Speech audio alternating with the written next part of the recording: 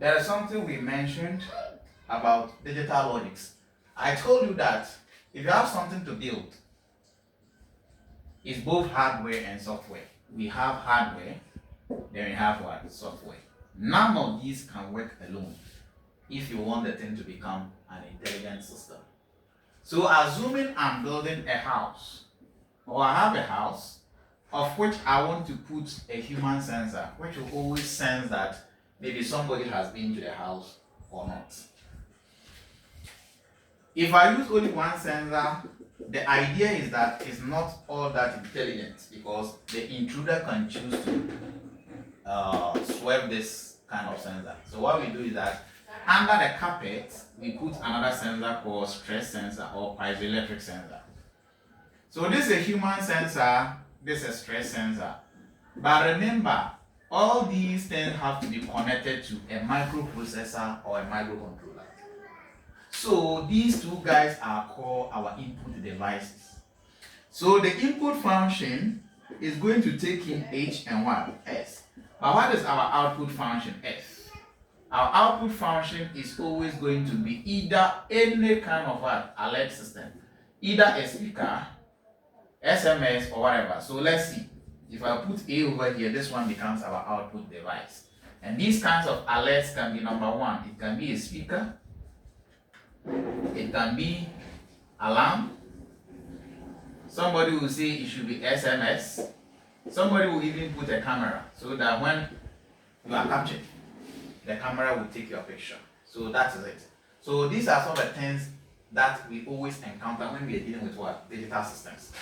But then, before you can transfer this thing to a software, so that the software will now come and let this one, because this one is the electrical part. After doing these electronic connections, you all believe me that it will not just be working. You have to program it before it starts working. So this is the journey. This is how we continue with the journey. The next thing is that you look for something called truth table. So what we do is that we put these variables down. We have our human sensor, we have our stress sensor, then the output becomes an alarm. So we are going to encode the inputs 0101 0011. Why am I using only 4 levels? Only 4 levels because I'm dealing with only 2 inputs. So the number of levels will always be equal to 2 raised to the power what? N, which is equal to 2 raised to the power 2, which is what? 4. That is why I'm having these number of levels. Fine. Here you are going to ask logical questions. Then you append some numbers over here. I'll ask myself, if the stress sensor is not seeing anybody, and the human sensor too is not seeing anybody, what will I do to the alarm? Should the alarm come on or it should come off?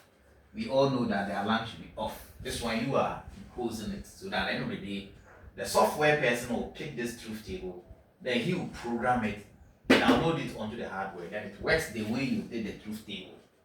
Fine. The next question. What about if the human sensor didn't see the person, but the stress sensor saw the person? What will we do? I will say that the alarm should bell. That is it. What about if the human sensor saw it, the stress sensor does not see? That one too, it should come. And what about if all of them are seeing the thief? It should come. So at the end of the day, when I click this and I'm now going to use it for my software, I'll just be writing if statements.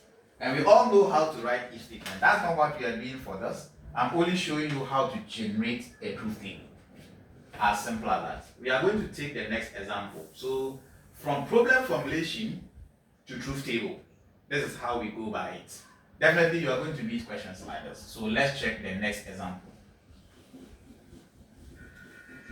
Our next example is an ATM machine.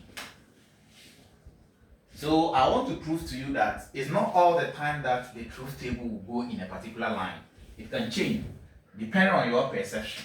So we all have an ATM machine which is going to take a PIN number before it will roll the money out. And the next thing is that it should take my maybe facial recognition or fingerprint. All these things you can program them at the lab. So what we do is that all these are sensors to receive the input from the user. So let's see, what is the output? The output is rather a ruler, it's not an alarm. A ruler that will bring out money for us. So we are going to look at this logic to design how the truth table will be. In the same way, I'm having how many inputs? The inputs are what? The inputs are 2, which is pin number, fingerprint, then the output is a ruler. 0101, 0011. We know why we are having 4 what? Levels. Then we ask ourselves, if the pin number is wrong and the fingerprint too is wrong, what happens to this ruler? Should we roll the money or we shouldn't? The answer is no, you shouldn't roll. Okay, next question. What about if the pin number is wrong and the fingerprint is correct? Is that person? Remember, we are talking of what? Integrity here. So definitely this one should be 0. Now it's different from the home intrusion system. I don't know whether you see that. We asked another question. What about if the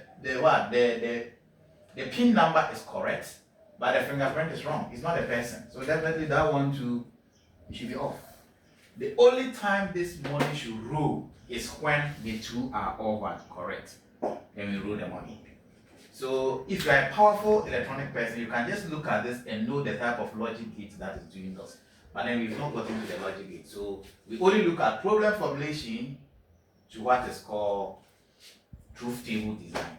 As simple as that. So you can have a lot of truth tables. Sometimes you go to the exam hall, we will not be giving you any problem to formulate, but the lecturer or the examiner will just give you A, B, Y, 0101, 0011. We can encode this side in any way, then we ask you to continue with building of your combinational circuit or whatever. So I can choose to make it the 1101 and give it to you as a question. Or I can do it like this, 0001 and give it to you. I can also do it like 1011 like this. So depending on what type of table you see, please don't panic. Because if we give you the table direct, it tells you that the problem formulation side has already been solved for you. So your assignment is just to continue with us to build your combinational system. So for the next video, we are going to look at logic gates, then we look at our combinational circuit design. Thank you.